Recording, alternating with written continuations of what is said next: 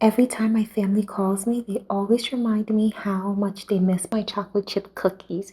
And as I'm going to visit them, I decided to make them some, but with reduced sugar. I started out by melting some butter and getting all the ingredients out.